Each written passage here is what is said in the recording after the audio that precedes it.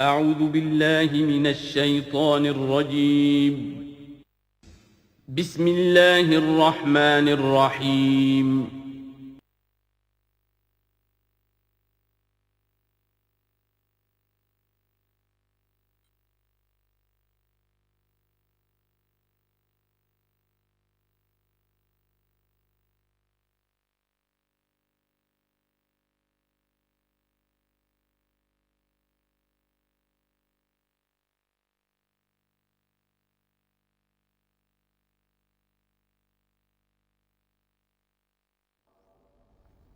الحمد للہ وکفا والصلاة والسلام علی عبادہ الذین اصطفیٰ خصوصاً علی افضلہم وخاتم النبیین محمد الامین وعلی آلہ وصحبہ اجمعین. اما بعد فقد قال اللہ تبارک وتعالی کما ورد فی سورۃ الزخرف: اعوذ باللہ من الشیطان الرجیم بسم اللہ الرحمن الرحیم. حامیم والکتاب المبین انا جعلناہ قرآنا عربیا لعلکم تعقلون وَإِنَّهُ فِي أُمِّ الْكِتَابِ لَدَيْنَا لَعَلِيٌّ حَكِيمٌ. وقال تبارک وتعالی کما ورد فی سورۃ الواقعہ: فلا اقسم بمواقع النجوم وإنه لقسم لو تعلمون عظیم انه لقرآن کریم فی کتاب مکنون لا یمسہ الا المطہرون تنزیل من رب العالمین. وقال عز وجل کما ورد فی آخر سورة الفجر: بل هو قرآن مجید فی لوح محفوظ. صدق اللہ العظیم. رب اشرح لی صدری ویسر لی امری واحلل عقدۃ من لسانی یفقہوا قولی. اللہم ربنا الہمنا رشدنا واعذنا من شرور انفسنا. اللہم ارنا الحق حقا وارزقنا اتباعہ وارنا الباطل باطلا وارزقنا اجتنابہ. اللہم ارحمنا بالقرآن العظیم واجعلہ لنا اماما ونورا وہدی ورحمہ. اللہم ذکرنا منہ ما نسینا وعلمنا منہ ما جہلنا وارزقنا تلاوتہ آناء اللیل وآناء النہار واجعلہ لنا حجتا یا رب العالمین آمین. تعارف قرآن کے ضمن میں سب سے پہلی بات جو سمجھنے کی ہے وہ یہ کہ قرآن مجید کے بارے میں ہمارا اجمالی عقیدہ کیا ہے. یہ 3 جملوں پر مشتمل ہو سکتا ہے. ہمارے نزدیک قرآن اللہ کا کلام ہے جو محمد الرسول اللہ صلی اللہ علیہ وسلم پر نازل ہوا. اور تیسرے یہ کہ یہ مکمل محفوظ شکل میں موجود ہے بنوعاً، اس میں نہ کوئی تحریف ہوئی ہے نہ کوئی تبدیلی ہوئی ہے. یہ کم سے کم 3 اجزاء ہیں ہمارے عقیدے کے قرآن مجید کے بارے میں. لیکن اب اس کی کچھ علمی توضیحات. سب سے پہلے یہ کہ کلام ہونا، اس کا اللہ کا کلام ہونا، اس لیے کہ آپ کے علم میں ہے کہ تورات جو حضرت موسیٰ علیہ السلام کو دی گئی تھی وہ لکھی ہوئی شکل میں پتھر کی تختیوں پر لکھی ہوئی صورت میں دی گئی تھی، اور قرآن مجید کی تنزیل جو محمد الرسول اللہ صلی اللہ علیہ وسلم پر ہوئی ہے وہ ایک مختلف صورت میں ہوئی ہے. اس کو قرآن مجید خود اللہ کا کلام قرار دیتا ہے. چنانچہ سورہ توبہ کی آیت ہے، آیت نمبر 6: وَإِنْ أَحَدٌ مِّنَ الْمُشْرِكِينَ اسْتَجَارَكَ فَأَجِرْهُ حَتَّى يَسْمَعَ كَلَامَ اللَّهِ ثُمَّ أَبْلِغْهُ مَأْمَنَهُ. جب ہجرت کے 9ویں سال آخری وارننگ دی گئی تھی مشرکین عرب کو کہ اب صرف تمہیں چند مہینے کی مہلت دی جا رہی ہے، اس دوران میں آخری فیصلہ کر لو اسلام قبول کرنا ہے یا نہیں، اس لیے کہ اس کے بعد مشرکین عرب کے لیے کوئی رعایت نہیں ہوگی، جو لوگ اسلام قبول نہیں کریں گے انہیں تہہ تیغ کر دیا جائے گا۔ فَإِذَا انْسَلَخَ الْأَشْهُرُ الْحُرُمُ فَاقْتُلُوا الْمُشْرِكِينَ حَيْثُ وَجَدتُّمُوهُمْ، جب یہ مہلت ختم ہو جائے تو ان مشرکین کا قتل عام کرو۔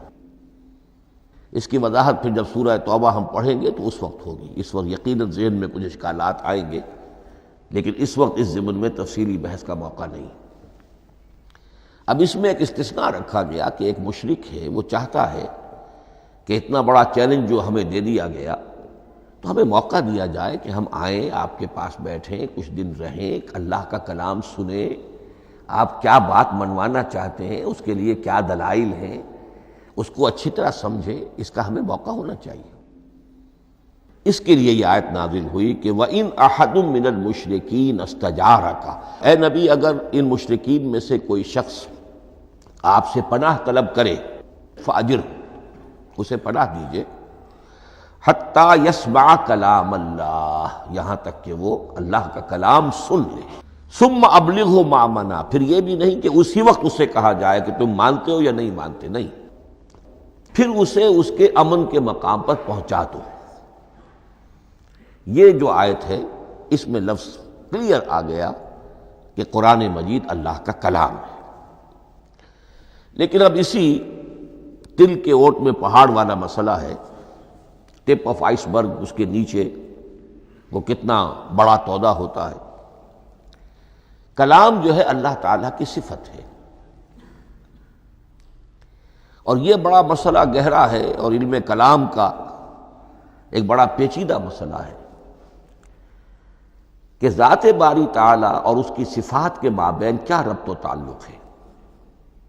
آیا صفات ذات کا جز ہیں، جزو لا ینفک ہیں، حصہ ہے، یا کچھ زائد بر ذات ہے، جس کو علامہ اقبال نے ایک جگہ کہا ہے صفات ذات حق، حق سے جدا یا عین ذات۔ یہ ہمارے علم کلام کا ایک بڑا پیچیدہ مسئلہ ہے، لیکن یہ کہ اس میں متکلمین کا جو تقریباً اجماعی فیصلہ ہے وہ دو لفظوں میں آتا، لا عین ولا غیر۔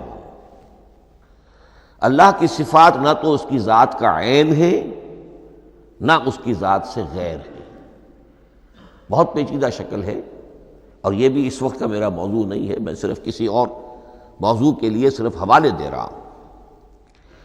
بہرحال قرآن مجید کا جو تعلق ہے ذات باری تعالیٰ کے ساتھ، وہ اس مسئلے سے بخوبی واضح ہو جاتا ہے کہ چونکہ یہ اللہ تعالیٰ کی صفت ہے، اور صفت کو ہم یہ نہیں کہہ سکتے کہ وہ ذات باری تعالیٰ سے جدا ہے، یہ بھی نہیں کہہ سکتے کہ اس کی ذات کا جزو لا ینفک ہے، کچھ اسی طرح کا تعلق ہے قرآن مجید کا ذات باری تعالیٰ کے ساتھ۔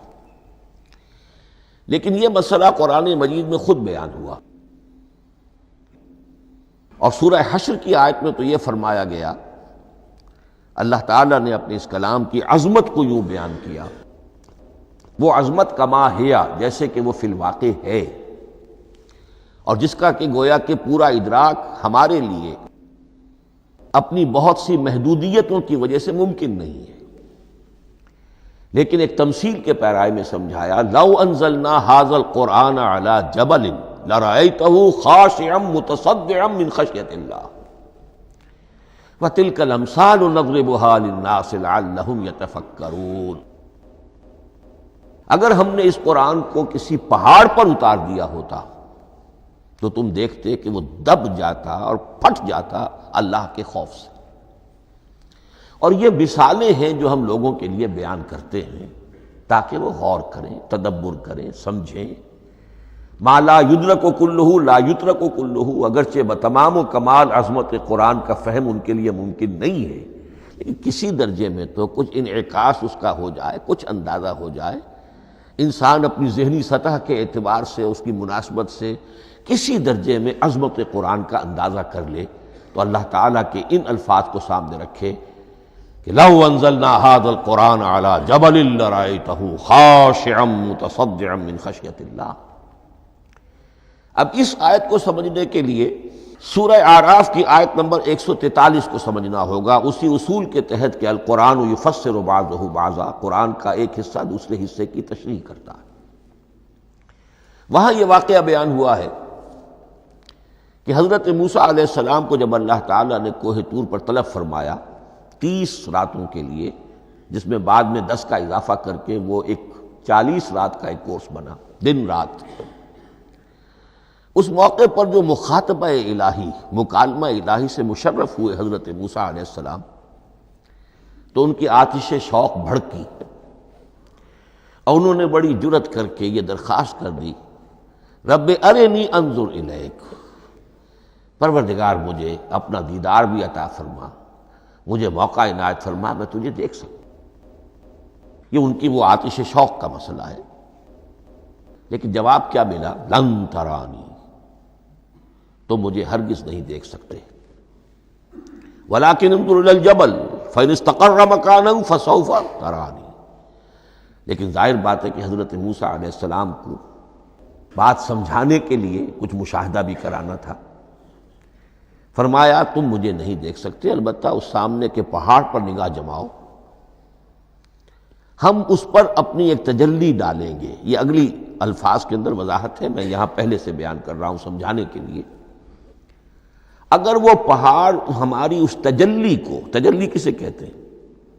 جلا، روشنی، تو اللہ تعالیٰ کی طرف سے کوئی خاص اس کے نور کا جب پرتو ہوتا ہے کسی شے پر تو وہ اس کی تجلی ہے۔ ہم اپنی ایک تجلی اس پہاڑ پر ڈالیں گے، اگر وہ اس کو جھیل جائے، اپنی جگہ کھڑا رہ جائے، تو تم سمجھنا کہ شاید تم بھی ہمیں دیکھ سکو۔ فلما تجلی ربہ للجبل، اب یہاں وہ لفظ آ گیا، جب اللہ نے تجلی اپنی پہاڑ پر ڈالی، جعلہ دکا وخر موسیٰ صعقا، وہ پہاڑ ریزہ ریزہ ہو گیا اور حضرت موسیٰ بے ہوش ہو کر گر گئے۔ اب یہ بے ہوش ہو کر گر جانا، جبکہ وہ تجلی براہ راست بھی نہیں ہے، بالواسطہ ہے۔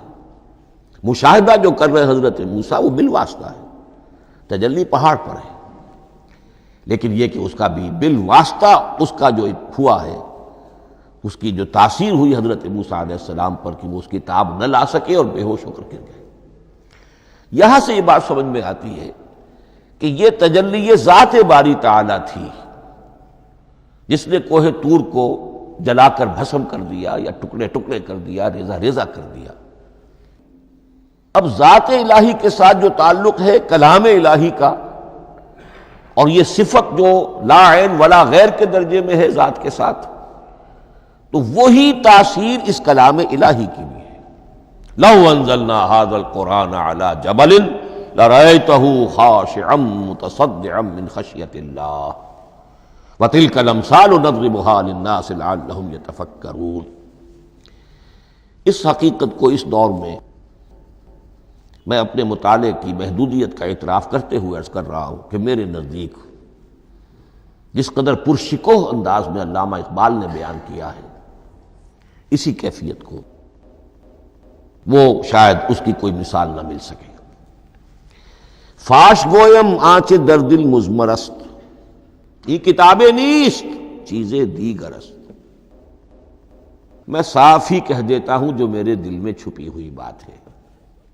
فاش گویم آنچ در دل مزمرست، یہ کتابیں نیست، اس قرآن کو کتاب نہ سمجھنا، یہ کچھ اور شے ہے، چیزیں دیگر است۔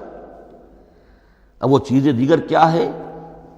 وہی جو میں نے عرض کیا، ذات باری تعالی اور کلام کا صفت باری تعالی ہونا، اس کے بنا پر جو مناسبت ہے، جو قرب ہے، جو مشابہت ہے۔ مثل حق پنہاؤ ہم پیداستو، زندہ و پائندہ و گویاستو۔ اس کلام میں اللہ تعالیٰ کی ساری صفات کا انعکاس موجود ہے۔ یہ بات ویسے بھی سمجھ میں آتی ہے، کوئی شخص ذرا گفتگو کرے، چند جملے جب وہ ادا کرے گا اپنی زبان سے، تو معلوم ہو جائے گا کہ اس کے فہم کا، اس کی دانش کا، اس کے مطالعے کا حدود اربع کیا ہے اور اس کے ذہن کی سطح کیا، سمجھ میں آ جائے گی بات۔ اس لیے کہ کلام جو ہے وہ متکلم کی پوری شخصیت کی عکاسی کر رہا ہوتا. تانت بازی راگ پایا، چند جملے کسی نے کہا، پتہ چل گیا کہ یہ کس سطح کے آدمی ہیں، علمی اعتبار سے، معلوماتی اعتبار سے، تہذیبی اعتبار سے، کلچرڈ ہیں یا نہیں ہیں. یہ ساری باتیں چند جملوں میں واضح ہو جائیں گی. تو اللہ تعالیٰ کی بھی جملہ صفات کا عکس اس قرآن میں موجود ہے. ان میں سے جن چند چیزوں کا ذکر علامہ نے شعر میں کیا، وہ جو سورہ حدید کی آیت ہے، هو الاول والآخر والظاہر والباطن. اللہ الظاہر بھی ہے، الباطن بھی ہے. اتنا ظاہر کہ اس سے زیادہ ظاہر کوئی شے نہیں، اور اتنا باطن کہ اس سے زیادہ چھپی ہوئی کوئی شے نہیں. اسی لیے حضور سے جو منقول ہیں الفاظ کہ پروردگار انت الظاہر فلیس فوقک شیء وانت الباطن فلیس دونک شیء. یہی کیفیت قرآن کی ہے. مثل حق پنہاں و ہم پیداستو، پنہاں بھی ہے ظاہر بھی ہے، جیسے ذات باری تعالی. اور جیسے اللہ تعالیٰ کی شان ہے جو آیت الکرسی کے شروع میں آئی، الحی القیوم. مثل حق پنہاں و ہم پیداستو، زندہ و پائندہ و گویاستو. یہ قرآن جو ہے اللہ تعالیٰ کی صفات کا ایک عکس اپنے اندر رکھتا ہے. اس سے ذرا آگے چلیے. کلام کے بارے میں اب کلام الہی ظاہر بات ہے کہ صفت ہے، اور صفت قدیم ہے. اللہ کی صفات حادث نہیں ہے. اللہ کی ذات بھی قدیم ہمیشہ سے ہے، اور اس کی صفات بھی قدیم ہمیشہ سے. اور یہ جو کلام الہی ہے، ظاہر بات ہے کہ یہ جو ہماری زبان کے حروف و اصوات ہیں، کلام الہی تو ان سے منزہ ہے، مبرہ ہے، ماورا ہے، اعلیٰ ہے، عرفہ ہے. ہماری زبانوں کے حروف و اصوات، الفابیٹس جگہ جگہ تبدیل ہو جائیں گے. انگریزی کے کچھ اور ہیں، اردو کے کچھ اور ہیں، عربی کے کچھ اور ہیں. کلام الہی ان تمام سے آگاہ، عرفہ، منزہ اور مبرہ ہے. یہ کلام الہی جب بھی نازل ہوا ہے، ظاہر بات ہے حضرت موسیٰ پر اگر کتاب اتاری گئی وہ بھی علم الہی سے آئی، لیکن وہ عبرانی زبان میں آئی. حضرت عیسیٰ علیہ السلام پر انجیل اتاری گئی، ہم یقین سے نہیں کہہ سکتے، دو میں سے کسی ایک زبان میں اتاری گئی ہوگی، یا عبرانی ہوگی، اس لیے کہ شام کے جس علاقے میں، فلسطین کے جس علاقے میں ان کی پیدائش ہوئی اور جہاں وہ دعوت و تبلیغ کے لیے گھومتے رہے، اس کے عوام کی زبان تھی آرامی، اور خواص کی زبان تھی عبرانی، ہیبریو. تو یا تو وہ بھی تورات کی طرح عبرانی ہی میں نازل ہوئی تھی، یا آرامی میں ہوگی. لیکن اب کوئی نسخہ نہ ہیبریو کا، کوئی قدیم نسخہ دنیا میں موجود ہے، نہ آرامی کا. جو سب سے پرانا نسخہ ملتا ہے انجیل کا، وہ اس کا ترجمہ ہے، لیٹن زبان کا ترجمہ ہے یا گریک ترجمہ ہے، اصل کوئی نہیں. بہرحال جب وہ کلام الہی محمد الرسول اللہ پر نازل ہوا، اب اس نے حروف و اصوات کا وہ جامہ پہنا کہ جو عربی زبان کے ہیں. یہی وجہ دیکھیے، میں نے جو آیت سورہ حامیم، یہ جو سلسلہ سور ہے اس میں سے سورہ زخرف کی آیت جو میں نے آپ کو سنائی، حامیم والکتاب المبین انا جعلناہ قرآنا عربیا لعلکم تعقلون. ہم نے بنا دیا ہے اپنے اس کلام کو قرآن عربی، اس کو عربی حروف و اصوات کا جامہ ہم نے پہنا دیا ہے. انا جعلناہ قرآنا عربیا لعلکم تعقلون، کہ چونکہ مخاطب اول جو قوم تھی امیین، ان کی زبان عربی تھی، لعلکم تعقلون، تاکہ تم اس کو سمجھ سکو. اب اس سے آگے چلیے. اصل قرآن مجید کے 3 مقامات سے معلوم ہوتا ہے. اصل قرآن اللہ کے پاس ہے. یہ قرآن جو ہمارے پاس ہے، مصحف عثمان رضی اللہ تعالی عنہ، یہ اس قرآن کی مصدقہ نقل ہے. اصل قرآن کہاں ہے؟ ایک جگہ فرمایا بل ہوا قرآن مجید فی لوح محفوظ، لوح محفوظ میں ہے، اصل قرآن وہاں ہے۔ اسی طریقے سے اسی سورہ زخرف کی اگلی آیت کیا ہے؟ ہم نے اسے عربی قرآن بنا کر اتارا، لیکن اصل قرآن کیا ہے؟ وَإِنَّهُ فِي أُمِّ الْكِتَابِ لَدَيْنَا لَعَلِيٌّ حَكِيمٌ، حقیقت میں تو یہ ام الکتاب میں ہے جو ہمارے پاس ہے، اور علی ہے بہت بلند، حکیم بڑی حکمت والا، یا محکم مضبوط۔ حکیم کے دونوں معنی ہیں۔ استحکام بھی اسی ہے کاف اور میم کے مادے سے بنا ہے، کسی شے کا پختہ ہو جانا، مضبوط ہو جانا، اور عقل کی پختگی وہ حکمت ہے، وہ دانائی ہے۔ اس اعتبار سے نوٹ کیجئے اصل قرآن کہاں ہے؟ لوح محفوظ میں۔ اصل قرآن کہاں ہے؟ ام الکتاب میں۔ اسی کو کہا گیا ہے ایک اور مقام پر فی صحف مکرمۃ مرفوعۃ مطہرۃ بایدی سفرۃ کرام بررہ۔ یہ قرآن، اصل قرآن تو بڑے صحیفوں میں، ان صحیفوں میں ہے، ان صفحات میں ہے، ان اوراق میں ہے، جس کی شان کیا ہے؟ مکرمۃ، ان کی انتہائی تعظیم کی جاتی ہے، مطہرۃ، نہایت پاک صحیفے، فی صحف مکرمۃ مرفوعۃ، بلند و بالا، مطہرۃ بِأَيْدِي سَفَرَةٍ كِرَامٍ بَرَرَةٍ، ان فرشتوں کے ہاتھ میں جو بہت باعزت، بہت اونچے درجے کے، ان کے ہاتھوں میں ہے۔ وہ لوگ ہیں کہ جن کی تحویل میں ہے یہ کلام پاک، فی صحف مکرمۃ مرفوعۃ مطہرۃ بِأَيْدِي سَفَرَةٍ كِرَامٍ بَرَرَةٍ۔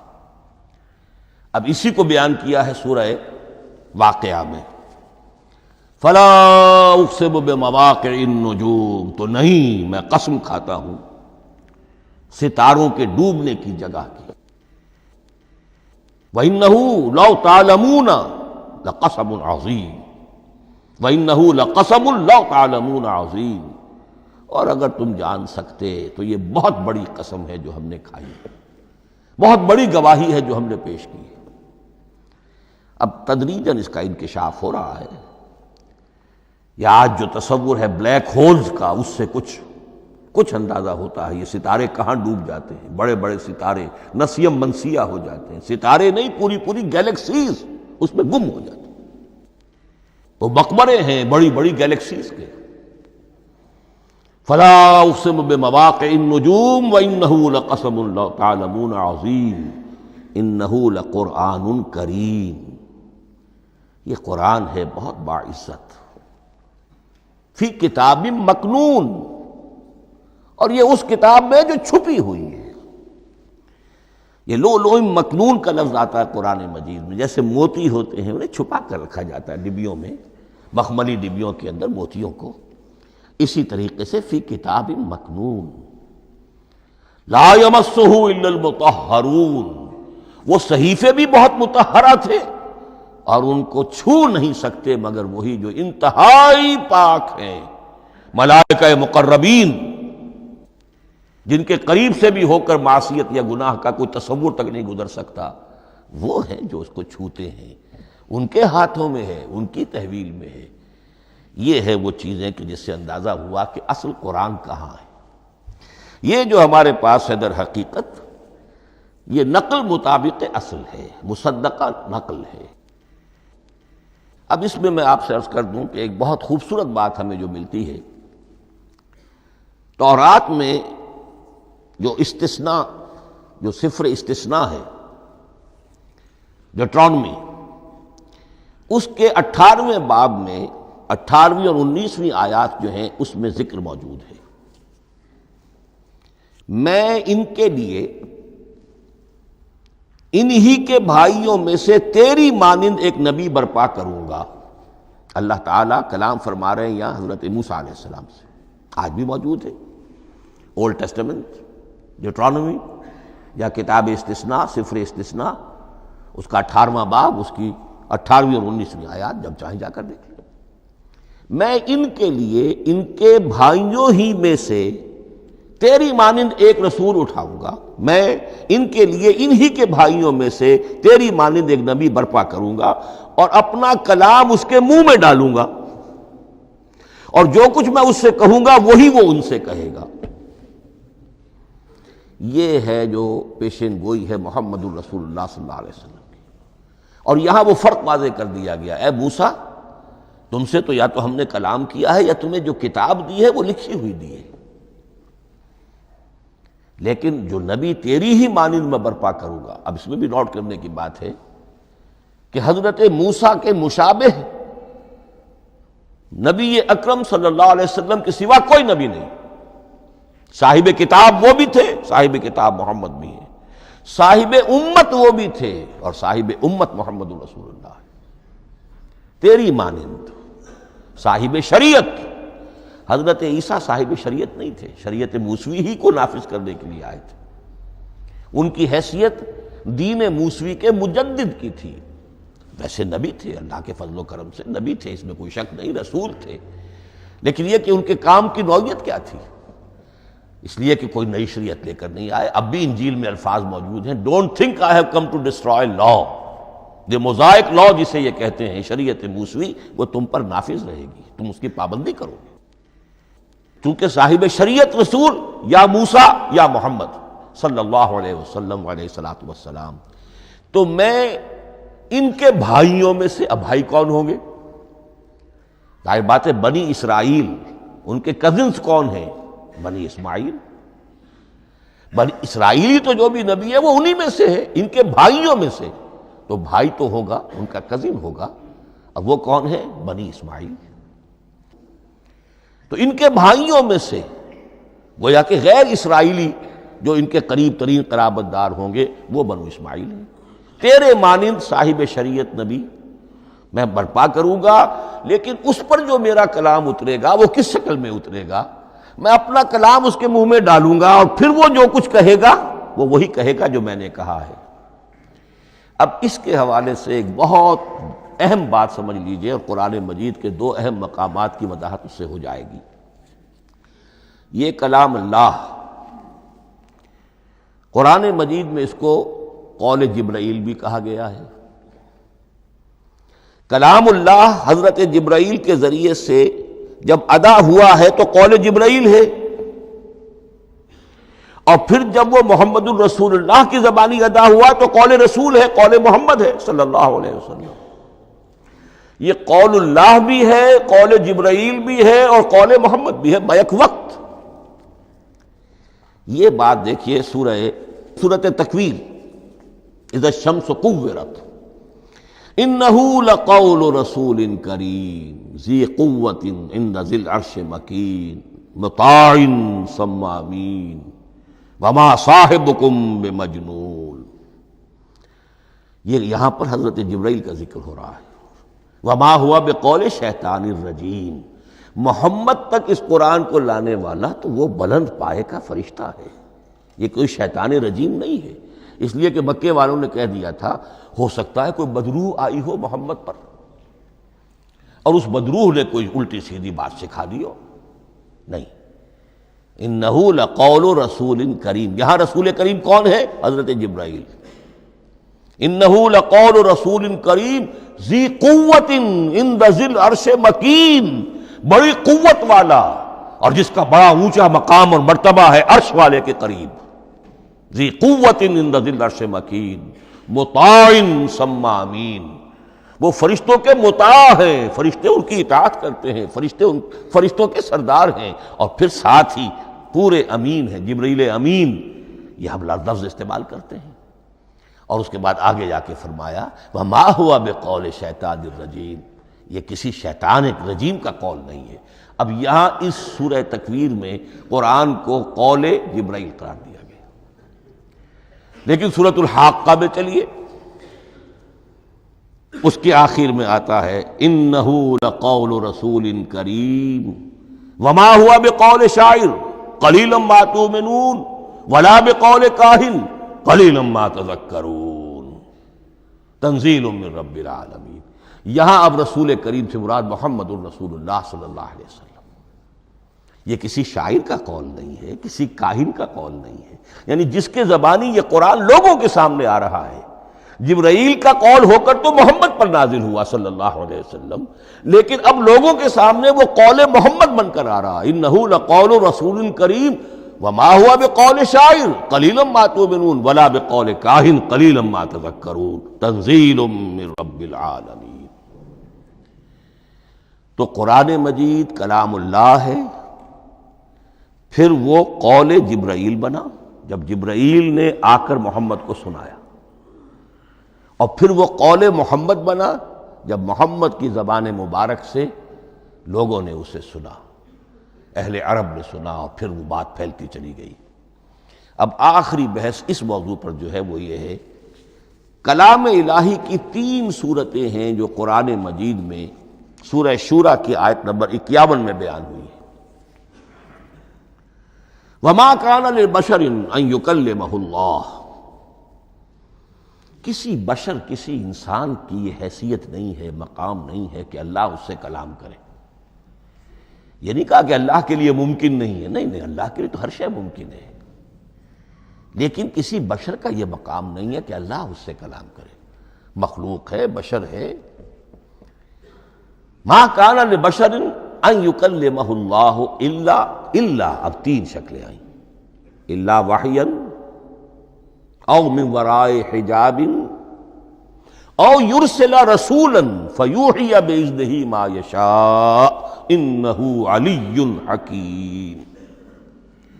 3 صورتیں ہیں کلام الہی کی۔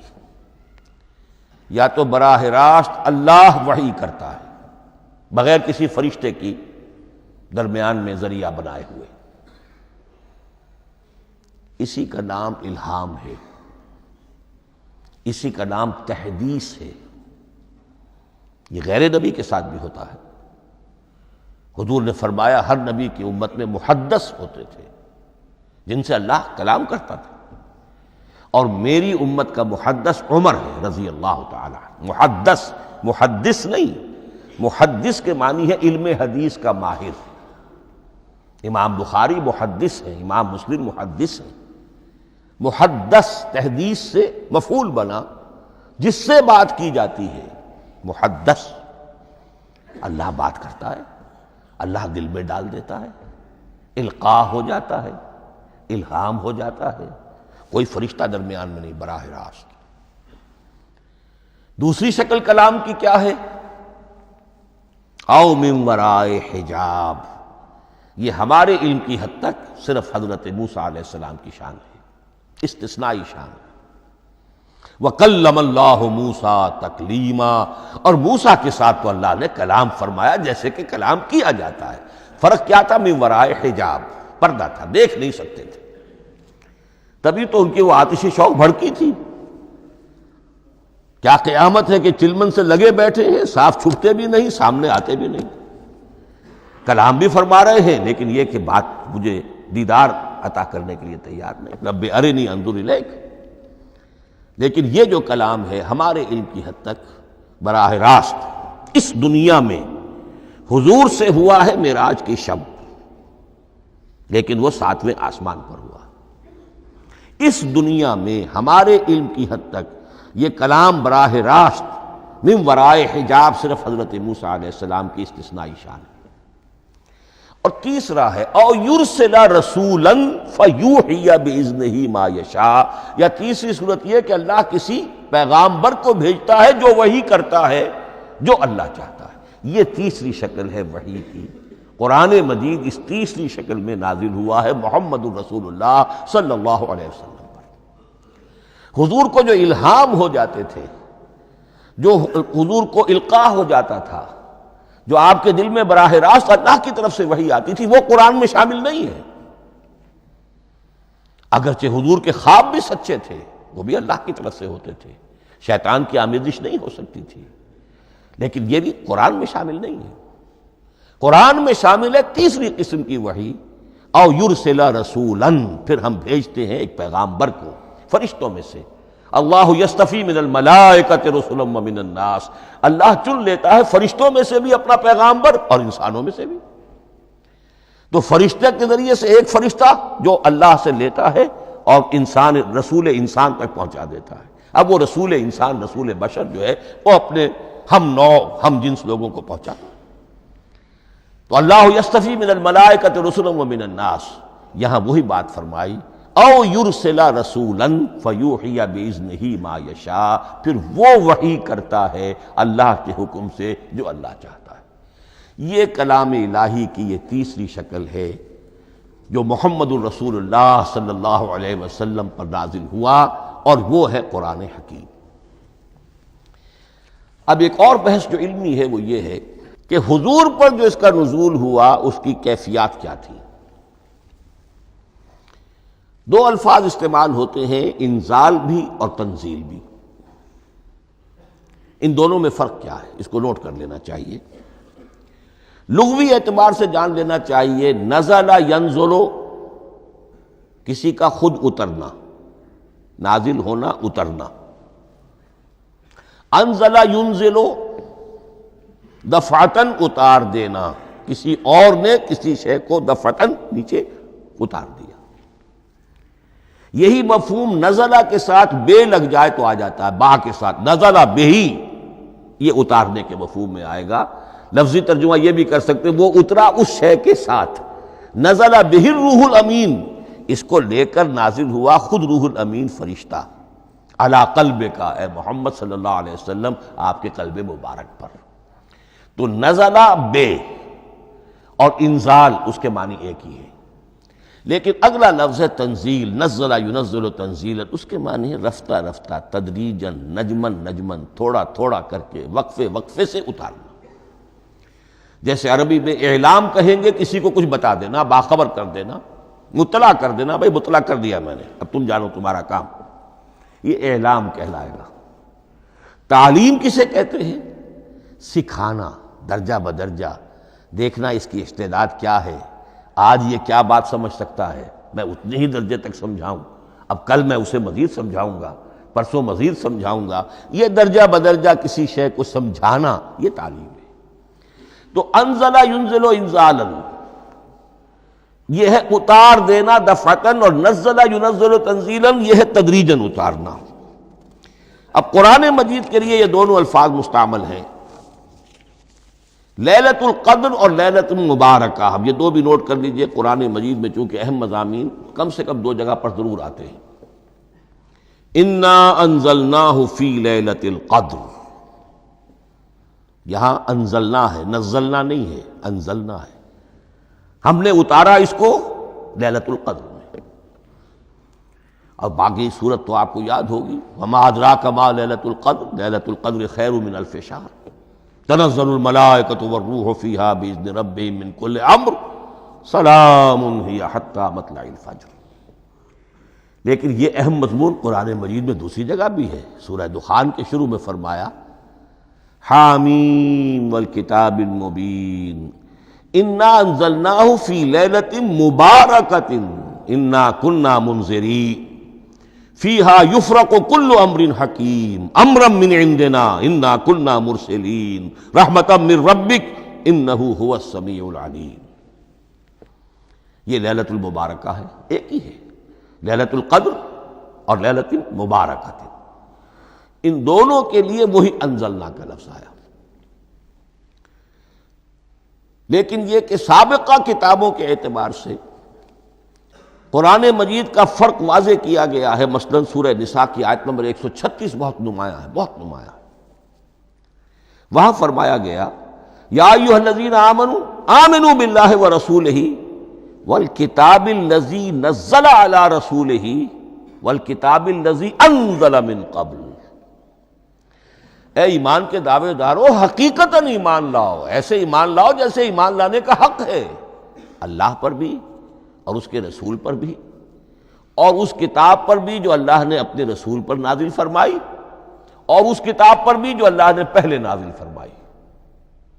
لیکن نازل کے لیے یہاں آیا حضور کے لیے والکتاب الذی نزل علی رسولہ، تنزیل کی شکل میں، اور تورات کے لیے والکتاب الذی انزل من قبل، وہ تو دفعۃ واحدا لکھی ہوئی تختیوں کی شکل میں حضرت موسیٰ علیہ السلام کو دے دی گئی تھی۔ تو یا ایھا الذین آمنوا آمنوا باللہ ورسولہ والکتاب الذی نزل علی رسولہ والکتاب الذی انزل من قبل۔ یہ جو تنزیل ہوئی ہے حضور پر، یعنی لیلۃ القدر میں جو رمضان مبارک میں ہے، پورا قرآن لوح محفوظ سے، کتاب مکنون سے، ام الکتاب سے نقل کر کے اتار دیا گیا سمائے دنیا تک۔ پہلا آسمان جسے ہم کہتے ہیں سمائے دنیا، وہ آسمان جو قریب ترین ہے دنیا کے، وہاں سے اب یہ درجہ بدرجہ تھوڑا تھوڑا چند آیتیں، چند سورتیں، پھر آیتیں، پھر سورتیں، یہ نازل ہوا محمد الرسول اللہ صلی اللہ علیہ وسلم پر۔ گویا کہ پہلا مرحلہ انزال کا ہے، پورا قرآن لوح محفوظ یا کتاب مکنون یا ام الکتاب سے نقل کر کے اتار دیا گیا سمائے دنیا تک۔ یہ ہے انزل ینزل انزالا، انا انزلناہ فی لیلۃ القدر انا انزلناہ فی لیلۃ مبارکہ۔ لیکن محمد الرسول اللہ پر یہ نازل ہوا اب تھوڑا تھوڑا، نجمن نجمن، درجہ بدرجہ، تدریجن۔ یہ ہے تنزیل۔ اس تنزیل کی حکمت قرآن مجید میں بیان ہوئی ہے، اور اس اعتبار سے کہ اہل عرب نے، اہل مکہ نے اعتراض کیا تھا کہ یہ پورا قرآن کیوں نہیں محمد ایک ہی مرتبہ پیش کر دیتے صلی اللہ علیہ وسلم۔ اس میں جو چیز مضمر تھی وہ یہ تھی کہ چونکہ یہ حقیقت میں اللہ کا کلام نہیں ہے، یہ محمد کا اپنا کلام ہے، تو کوئی شاعر دنیا میں ایسا نہیں ہے جو ایک دم اپنا پورا دیوان دے دے۔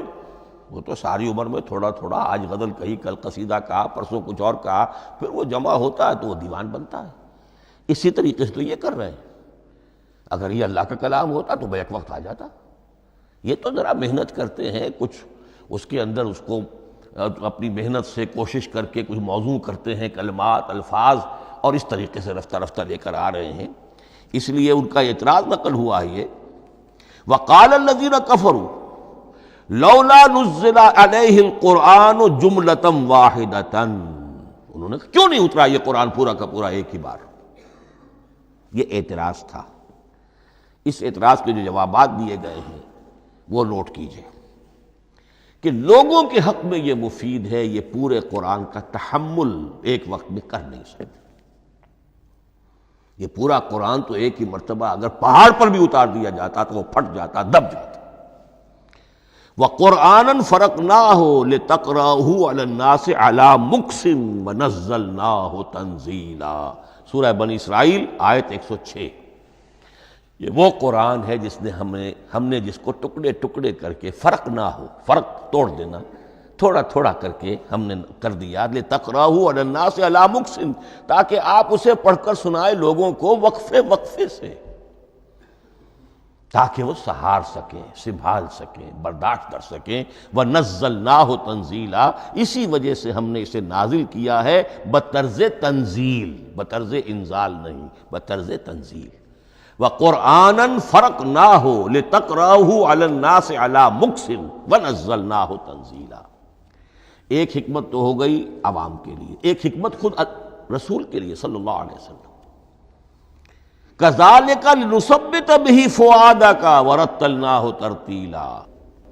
اب ذرا نوٹ کیجئے، قلب محمدی کے لیے بھی اس پورے کلام کا ایک دم سہار آسان کام نہیں تھا۔ یہ اس لیے، یہ اسی سورہ الفرقان کی جو آیت کا میں نے ایک حصہ آپ کو سنا دیا تھا، اسی کے اندر اس کا جواب آیا ہے، اسی آیت میں، آیت نمبر 32 ہے یہ سورہ فرقان کی۔ وقال الذین کفروا لولا نزل علیہ القرآن جملۃ واحدۃ، یہ اعتراض ہے۔ جواب کیا ہے؟ کذالک لنثبت بہ فؤادک، ہم نے یہ اس لیے کیا ہے نبی کہ اس کے ذریعے سے آپ کے دل کو ٹھہراؤ اور جماؤ عطا کرے، یہ ایک دم اس کا اتر جانا۔ انا سنلقی علیک قولا ثقیلا، بڑا بھاری بوجھ ہے، ناقابل برداشت ہے، تاکہ رفتہ رفتہ آپ کا دل، اس کے اندر تقویت بڑھتی چلی جائے، اس کے اندر اور اس کا تحمل جو ہے اس کی صلاحیت بڑھتی چلی جائے۔ کذالک لنثبت بہ فؤادک ورتلناہ ترتیلا، اسی لیے ہم نے تھوڑا تھوڑا کر کے نازل کیا ہے۔ ولا یاتونک بمثل الا جئناک بالحق واحسن تفسیرا، ساتھ ہی فرمایا کہ یہ لوگ جو بھی اعتراض کریں گے ہم اس کا جواب بھی اور بہترین تعویل بھی آپ کو دے دیں گے۔ اب اگلی بحث یہ ہے یہ قرآن کب اور کہاں نازل ہوا۔ یہ عام معلوماتی شے ہے، اس میں کوئی پیچیدگی نہیں ہے، لیکن اس کی اہمیت ہے بہت ضروری ہے، وہ میں انشاءاللہ اگلی بحث میں جب کہ قرآن کے سمجھنے کے جو اصول ہیں ان کو بیان کروں گا تو وضاحت سے بات آئے گی۔ یہ کہ یہ عام معلوماتی ایک ہمارے ذہن میں خاکہ رہنا چاہیے، زمان و مکان کا کیا رشتہ ہے قرآن کے ساتھ۔ قرآن نازل کب ہوا؟ ہمارا چونکہ عام طور پر جو معمول ہے، ہم تو جو کرسچین ایرا ہے اس کے حوالے سے ہمارے ذہن کے اندر سارا حساب کتاب ہے، تو سن 610 عیسوی سے لے کر 632 عیسوی تک شمسی حساب سے 22 سالوں میں قرآن نازل ہوا ہے۔ 571 حضور کی ولادت کا سال ہے، 571 عیسوی۔ 610 میں آپ 39 سال کے ہوئے، لیکن قمری حساب سے 40 کے ہو چکے۔ 610 میں قرآن کی تنزیل شروع ہوئی اور 632 میں آپ کا انتقال ہوا۔ 22 برس زمانی اعتبار سے نقشہ ذہن میں رکھیے، اور اسے ہم اگر دوسرے حساب سے کہیں گے تو عام الفیل، وہ جو ابرہہ آیا تھا بیت اللہ کو ڈھانے کے لیے، وہ سال عربوں میں بہت مشہور ہو گیا تھا، اور وہی سال حضور کی ولادت کا ہے، تو عام الفیل ہی میں حضور کی ولادت ہوئی، لہذا 40 عام الفیل میں قرآن مجید کا نزول شروع ہوا، اور 11 ہجری تک یہ 23 برس بنتے ہیں قمری حساب سے۔ ایک رائے یہ بھی ہے کہ قرآن کا نزول 20 برس میں ہوا ہے، اور اس میں وضاحت یہ ہے کہ پہلے 3 سال اللہ تعالیٰ نے ایک فرشتے کو، حضرت اسرافیل علیہ السلام کو مامور کیا تھا حضور کی تعلیم پر۔ دنیاوی اعتبار سے حضور نے کوئی تعلیم حاصل نہیں کی، آپ امی تھے، آپ نے دنیاوی اعتبار سے کسی کے سامنے زانو تلمس طے نہیں کیا، کہیں کوئی تعلیم حاصل نہیں کی، کہیں کوئی تحصیل علم نہیں کی، لیکن اللہ تعالیٰ نے علمہ شدید القوا، اللہ تعالیٰ نے جو کچھ انہیں سکھایا ہے، جو علم انہیں عطا کیا ہے، تو ایک روایت یہ ہے کہ 3 برس تک، اور اس کے بعد پھر قرآن نازل ہونا شروع ہوا تو 20 برس تک قرآن نازل ہوا۔ لیکن وہ لوگ بھی مانتے ہیں کہ سورہ علق کی آیتیں نازل ہو چکی تھی، پھر 3 برس کا وقفہ ہے۔ سورہ علق کی آیتیں کیا ہے؟ جو پہلی وحی ہے، اقرأ بسم ربک الذی خلق، خلق الانسان من علق، اقرأ وربک الاکرم الذی علم بالقلم، علم الانسان ما لم یعلم۔ گویا کہ بسم اللہ ہو رہی ہے محمد الرسول اللہ صلی اللہ علیہ وسلم کی تعلیم کی، اور جن گھرانوں میں یہ رواج ابھی تک چل رہا ہو، بسم اللہ بچوں کی کراتے ہیں، ایک تقریب کی شکل میں منعقد کرتے ہیں، ہمارے ہاں یہ رواج تھا، اب ہم چھوڑ چکے ہیں، کہ جو تقریب بھی حضور کی اور صحابہ کی زندگیوں سے ثابت نہ ہو، ہمیں کوشش کرنی چاہیے کہ ان تقریبات کا سلسلہ منقطع کریں۔ ما انا علیہ واصحابی، ہماری تقریبات جو ہیں وہ بس وہیں تک محدود رہنی چاہیے۔ بہرحال وہ جو ایک چلتی ہے روایت، 4 سال 4 مہینے 4 دن کا بچہ یا بچی ہو تو بسم اللہ یہی آیتیں پڑھی جاتی ہیں۔ پڑھ تو نہیں سکتا، انگلی رکھ کر پڑھانے والا کوئی عالم دین بیٹھ جاتا ہے سامنے، وہ نہا دھو کر بچہ یا بچی بیٹھی ہوئی ہے، اور اس کو اقرأ بسم ربک الذی خلق، خلق الانسان من علق، اقرأ وربک الاکرم الذی علم بالقلم، علم الانسان ما لم یعلم۔ اب اس میں تو سارا پڑھنے پر زور ہے، حصول علم پر زور ہے، کسی تبلیغ کا حکم ہی نہیں، ابھی رسالت کا کوئی تذکرہ کچھ بھی نہیں، اس میں تو قیامت کا بھی کوئی ذکر نہیں۔ اب اس کے بعد روایت یہ ہے کہ 3 برس تک پھر حضرت اسرافیل دن رات حضور کے ساتھ رہے ہیں اور آپ کی تعلیم ہوئی ہے، اور پھر 3 برس کے بعد پھر وحی کا سلسلہ شروع ہوا ہے، واللہ عالم۔ لیکن یہ کہ جب سورہ اقرا نازل ہو چکی ہے اس کی 5 آیتیں، تو وہ 3 برس بھی اس کا وقفہ شمار ہوں گے، زمانہ نزول پھر وہی 23 برس رہے گا۔ اسی کے ساتھ میں نے عرض کیا تھا کہ دوسری بات یہ کہاں نازل ہوا قرآن۔ ایک لفظ میں تو یہ سمجھ لیجئے یہ حجاز میں نازل ہوا۔ حجاز جزیرہ نماء عرب کا ایک خاص حصہ ہے، پہاڑی سلسلہ، یوں سمجھ لیجئے، اس کو ذہن میں رکھیے۔ جزیرہ نماء عرب جو ہے وہ شمال سے جنوب کی طرف چوڑا ہوتا جاتا ہے، شمال میں شام اور عراق کی طرف جاتا ہے تو وہ تنگ ہے، پھر نیچے چوڑا ہو رہا ہے۔ اس کا جو مغربی ساحل ہے جس پر جدہ کی بندرگاہ بھی ہے، ینبو کی بھی ہے، اس کے کہیں وہ ایک میدان شروع ہوتا ہے ساحل سے، کہیں وہ بہت مختصر ہے، کہیں خاصا چوڑا ہے، اس کو کہتے ہیں تہامہ۔ پھر ایک پہاڑی سلسلہ ہے، اس کو کہتے ہیں حجاز۔ یہ پہاڑی سلسلہ جو ہے اس کے بعد جو ہے وہ نجد کہلاتا ہے، وہ سطح مرتفع ہے، پلیٹو۔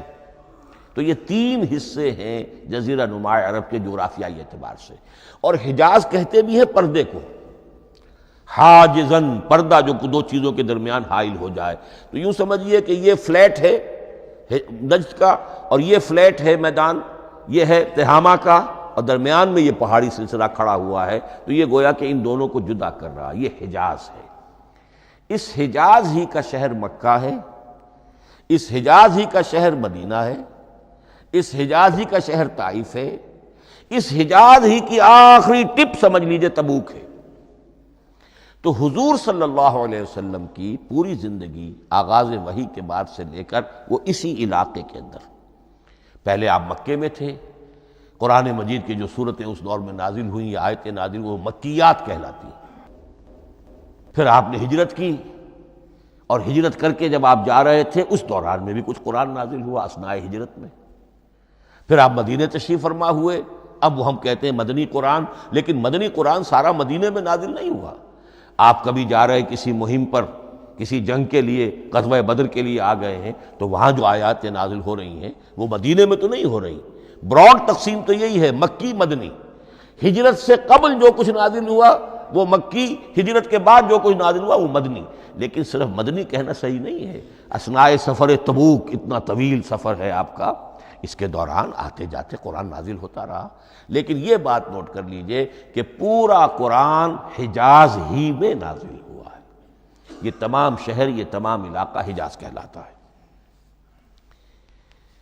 ایک اور بحث جو ہم اسی اپنی پہلی نشست میں مکمل انشاءاللہ کر لیں گے، وہ ہے محفوظیت قرآن کی بحث۔ میں نے عرض کیا تھا کہ تین چیزوں پر ہمارا عقیدہ مشتمل ہے۔ یہ اللہ کا کلام ہے، نمبر ایک، نازل ہوا محمد الرسول اللہ پر صلی اللہ علیہ وسلم، اسی لیے ہم نے کلام سے متعلق کچھ مباحث علمی گہرائی میں اتر کر وہ سمجھے، حضور پر اس کے نزول، انزال اور تنزیل کے مختلف مراحل کو سمجھا۔ اب اس کی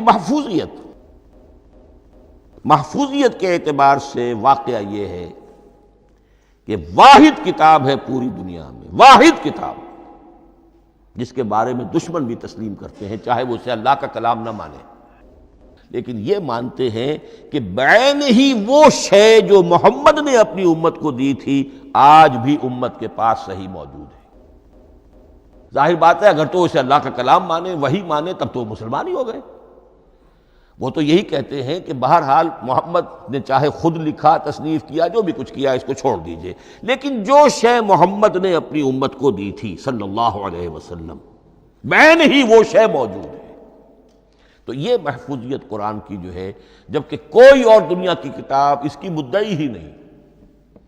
تورات والوں کا سرے سے یہ دعویٰ ہی نہیں ہے، وہ تورات تو گم ہو گئی تھی نبوکدنضر کے حملے کے وقت، اس کے بعد سے دنیا میں تورات کا وجود نہیں ہے، اور پھر 100 برس کے بعد اپنی یادداشتوں سے مرتب کی ہے یہ تورات جو آج ہمارے سامنے ہے۔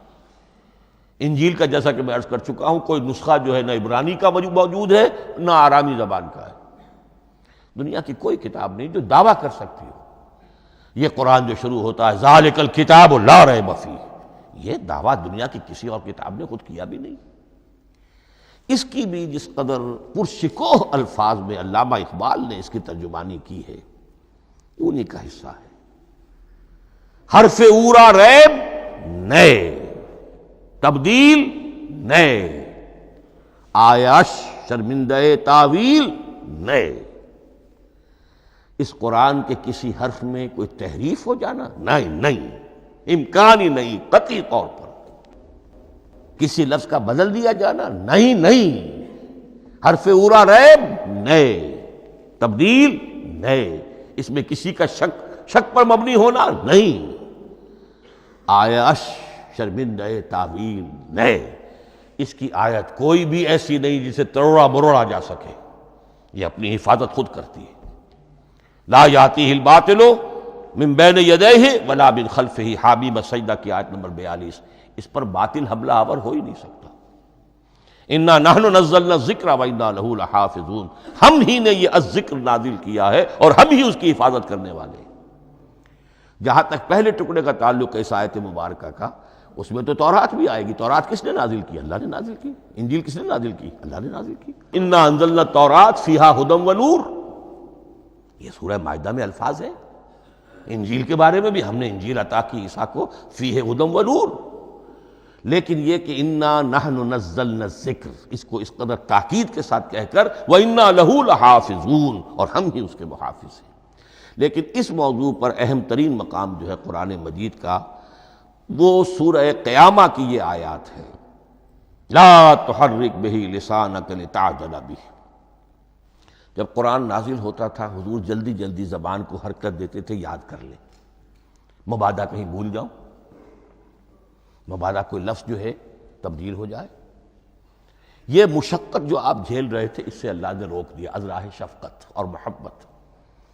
لا تحرک بہ لسانک لتعجل بہ، ان علینا جمعہ وقرآنہ، ہمارے ذمے ہے اس کو جمع کر دینا، آپ کے سینے میں جمع کر دیں گے اس کو۔ اور صرف جمع کرنا نہیں، قرآن، ترتیب۔ قرآن ہوتا ہے پڑھا جاتا ترتیب سے، یعنی ترتیب نزولی۔ یہ بعد میں ہماری علیحدہ بحث بھی آئے گی کہ ترتیب نزولی اور ہے، ترتیب مصحف اور ہے۔ یہ ترتیب بھی ہم کروا دیں گے، یہ بھی ہمارے ذمے ہے۔ ان علینا جمعہ وقرآنہ فاذا قرأناہ فاتبع قرآنہ، پھر جب ہم جس ترتیب سے پھر آپ کو پڑھائیں اسی ترتیب کی پیروی کیجیے۔ یہ جو ہے کہ قرآن کا جمع اور تدوین، یہ بھی اللہ تعالیٰ نے اس کی ضمانت لی، اور اس کی ترتیب بھی اللہ تعالیٰ ہی کی ضمانت سے ہے۔ اس اعتبار سے محفوظیت قرآن کے یہ دونوں پہلو ہمارے سامنے رہنے چاہیے۔ بارک اللہ لی ولکم فی القرآن العظیم ونفعنی وإیاکم بالآیات والذکر الحکیم۔